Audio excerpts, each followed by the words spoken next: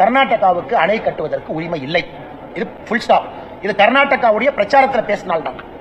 கர்நாடகா பிஜேபியினுடைய ஸ்டார் கேம்பெயினரா அங்க கனடா மீடியாவுக்கு நான் சொன்னேன், அண்ணே உங்களுக்கு டேம் கட்டக்கு ரைட்ஸ் இல்லை, இதை தயவு செஞ்சு அண்ணாமலை தமிழ்நாட்டிலிருந்து வந்திருக்கான், வாயை பிடிங்க டிஆர்பி பண்ணலாம் பண்ணாதீங்க. நான் ஹானஸ்டா சொல்றேன், உங்களுக்கு இல்லைண்ணே கனடா பிரஸுக்கு நான் ஹானஸ்டா சொல்றேன். இந்த எலெக்ஷன்லயும் சொன்னேன், கனடா பிரஸுக்கு ஹானஸ்டா சொல்றேன், வாயை பிடிங்க டிஆர்பி எல்லாம் பண்ணாதீங்க, உங்களுக்கு உரிமை இல்லை.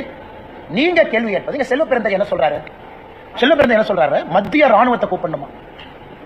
இப்ப எதுக்கு காங்கிரஸ் கட்சியில் இருக்கீங்க? அவர் ஒரிஜினல் காங்கிரஸ் தான் அந்த மாதிரி பேச மாட்டார்.